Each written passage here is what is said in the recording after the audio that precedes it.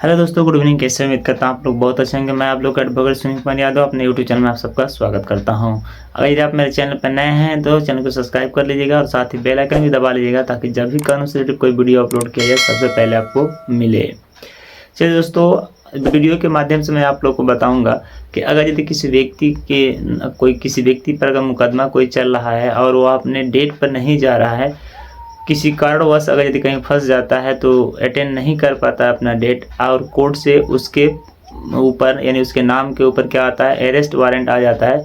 उस स्थिति में उस व्यक्ति को क्या करना चाहिए, आज इस वीडियो में इसी टॉपिक के बारे में हम लोग विस्तार से जानने वाले हैं।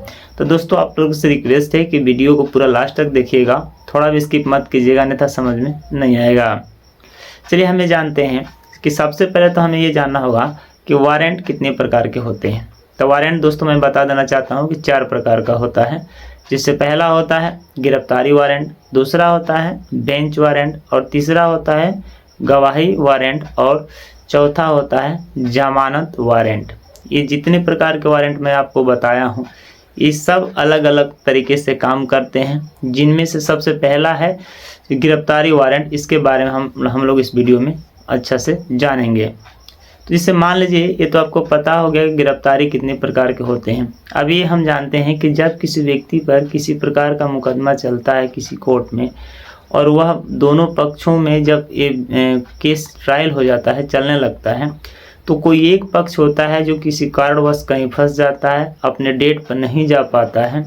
तो उस स्थिति में क्या होता है कि उस व्यक्ति के नाम से कोर्ट के द्वारा अरेस्ट वारंट कट जाता है। यानी अरेस्ट वारंट जब कट जाता है और उस व्यक्ति को यह पता चलता है कि हमारे नाम से अरेस्ट वारंट कट गया है, तो हम ये क्या करना चाहिए।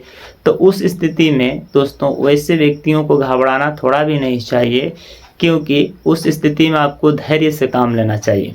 और उसी स्थिति के बारे में मैं बता रहा हूँ कि जब किसी व्यक्ति के नाम से वो अरेस्ट वारंट कटता है और पुलिस यह गिरफ्तारी वारंट लेकर के उस व्यक्ति को खोजने लगती है और उसे पता लगाने लगती है, तो जैसे उस व्यक्ति को पता चलता है और उसे पता चल जाता है कि अरेस्ट वारंट हमारे नाम से कट चुका है कोर्ट के द्वारा और हमें जब चाहे तब पुलिस गिरफ्तार कर सकती है और करेगी भी, क्योंकि उसका अधिकार है। पुलिस का अधिकार होता है कि जैसे ही कोर्ट से अरेस्ट वारंट कटता है, उनके पास जैसे आता है वो कागज़, तो उस व्यक्ति को खोजने के लिए वो पुलिस एकदम निकल पड़ती है और उस व्यक्ति को जैसे चाहे वैसे अरेस्ट करने के लिए वह उतावला हो जाती है, और जहाँ रहे वो व्यक्ति कहीं रहे उसे खोज कर लाती है। तो अब ये समझिए कि ऐसी स्थिति में आपको क्या करना चाहिए। तो सबसे पहला जो काम है, आपको अपने एक वकील से आपको सलाह लेना होगा। सलाह का मतलब आप तुरंत उस समय सलाह लेंगे, लेकिन उस वकील को आप पकड़िए और उस वकील से मिलिए, और वकील से मिलने के साथ साथ आप अपने केस के बारे में पूरा विवरण उसे बताएं कि हमारे साथ इस प्रकार का घटना घटा है, हमारे इस नाम से अरेस्ट वारंट कटा है। यानी जितना आपका केस है, जो कुछ भी घटना है उसको अपने वकील को बता दें। साथ ही साथ आप वकील का मदद ले करके और वकील का साथ ले करके आप अपना डेट को क्या करें, डेट पर पेशी हो जाएं। अगर वकील आपके साथ रहेंगे तो मजिस्ट्रेट साहब से आपका अनुरोध करेंगे और आपको उस समय यानी उस डेट पर जैसे आपकी पेशी होगी तो वह जो वकील रहेंगे आपके, वह वकील आपकी तरफ से लड़ेंगे और आपको अरेस्ट होने से बचाएंगे। सबसे पहला ये काम हो गया। दूसरा काम ये होता है दोस्तों कि उस समय आपको क्या करना है, अपने केस का शेड्यूल बनाना, यानी अरेस्ट वारंट जो होता है उसका आपको शेड्यूल बना लेना है। अगर आप शेड्यूल बना लेते हैं तो इससे क्या होता है कि आपका जो मुकदमा होता है यानी जो केस होता है वो उसमें बहुत हेल्पफुल होता है, यानी उस केस को समाधान करने में यानी उस केस को ख़त्म करने में बहुत ही मदद मिलता है। तीसरा अगर पॉइंट देखा जाए तो तीसरा पॉइंट ये होता है कि आप अपने वकील से मिल करके और आवेदन कर सकते हैं कोर्ट में अपने उस अरेस्ट वारंट को रद्द करने के लिए। ये ऐसे नहीं हो सकता है दोस्तों। अगर आप चाहें कि इसे हम खुद जाकर कर सकते हैं तो ऐसा नहीं होगा। इसके लिए आपको वकील का मदद लेना पड़ेगा और एक वकील अपने तरफ से हायर करना होगा, तभी जाकर के हो सकता है।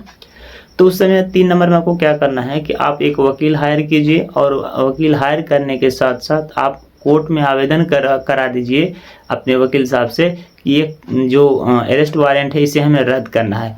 तो वकील साहब क्या करेंगे आपके कि यह जो अरेस्ट वारंट होता है इसके प्रति एप्लीकेशन दायर किया जाएगा कोर्ट में, और साथ ही साथ ये भी उसमें बताया जाएगा उस एप्लीकेशन में कि यह व्यक्ति इस डेट पर नहीं आ सका है, लेकिन रद्द करने के लिए सबसे जो ज़रूरी बात होता है वह ये बात होता है जो कारण है वो आपको मेंशन करना होगा। यानी जो आप आवेदन किए हैं उस आवेदन में आपके वकील साहब आपका जो कारण होगा वह मेंशन करेंगे और बताएंगे कि इस कारण के वजह से इस डेट पर यह है कि इस डेट पर अब्सेंट हो गया। तो कोर्ट से हमारा रिक्वेस्ट है कि इस व्यक्ति को छोड़ा जाए और आने वाले डेट पर ये प्रेजेंटिंग हो गए। लेकिन एक बात और है दोस्तों, ध्यान रखिएगा, आपका जो कारण होगा वह कारण सत्य होना चाहिए और वह सबूत के साथ होना चाहिए। ऐसा नहीं कि आप कुछ भी कह देंगे मौखिक और कोर्ट आपकी बात मान लेगा, ऐसा कभी नहीं होगा। वो भी कारण में वो ऐसा कारण होना चाहिए जो मानने योग्य है। जैसे किसी व्यक्ति के घर में मृत्यु हो गई या कोई व्यक्ति ऐसा गंभीर चोट से मतलब पीड़ित हैं जिसको चलने लायक वो व्यक्ति नहीं हॉस्पिटल में भर्ती हो, यानी ऐसे बड़ी बड़ी समस्याओं के साथ ये कारण आपको दिखाना होगा और साथ में आपको सबूत भी लगाना होगा। अब जा कर के वह क्या होगा कि वकील साहब आपके अरेस्ट वारंट को रद्द करने के लिए मजिस्ट्रेट साहब से रिक्वेस्ट करेंगे और उसे रद्द कराएंगे।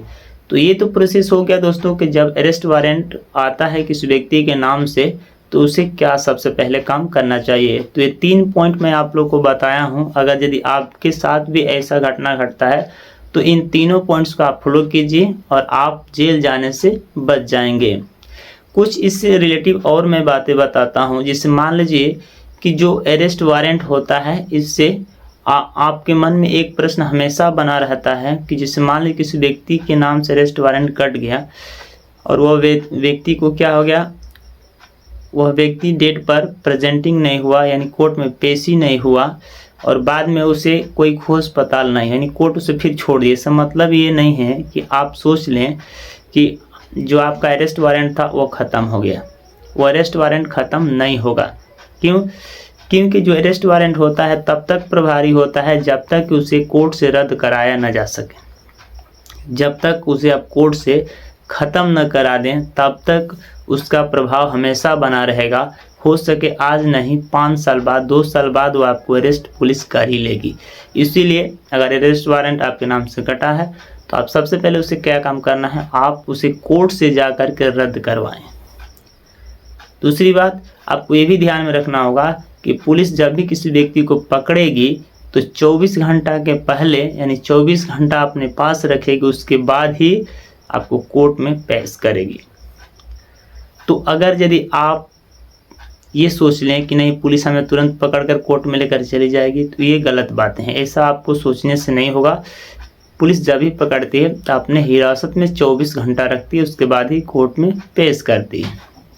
तीसरी बात ये है कि अगर यदि जिस जो डेट होता है, जिस डेट पर आपको बुलाहट होता है, अगर उस डेट को आप नहीं जाते हैं तो अरेस्ट वारंट का मतलब ये होता है कि अगर आपने हमारा अपमान किया, न्याय का अपमान किया, कोर्ट का अपमान किया, तो इसके लिए आपको क्या होगा, दंडित किया जाएगा।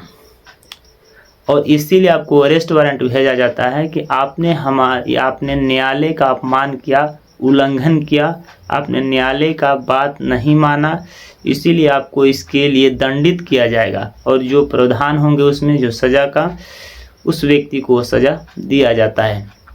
ये तब होता है जब उस व्यक्ति को पुलिस पकड़ लेती है और लेकर के कोर्ट में पेश करती है। तो वैसी स्थिति में यह केस के हिसाब से कुछ होता है। अगर केस कुछ ज़्यादा जनघनीय रहते हैं तो उस समय उस व्यक्ति को नहीं छोड़ा जाता है, उस व्यक्ति को उस समय जेल में भेज दिया जाता है और उसे जो कार्रवाई करनी होती है वो कोर्ट करता है, यानी उस पर जो पनिशमेंट लगता है उसे कोर्ट के द्वारा दिया जाता है। तो उम्मीद करता हूं दोस्तों कि इस छोटी सी वीडियो से आपको यह ज़रूर पता चला होगा और ज़रूर सीख मिला होगा कि जब किसी व्यक्ति के नाम से अरेस्ट वारंट कटता है तो उसे सबसे पहले क्या काम करना चाहिए ताकि वो बच सके और वह जेल नहीं जा सके। बस दोस्तों आज के वीडियो में इतना ही जानेंगे, फिर अगले वीडियो में मिलते हैं। तब तक के लिए मुझे इजाज़त दीजिए। जय हिंद, जय भारत।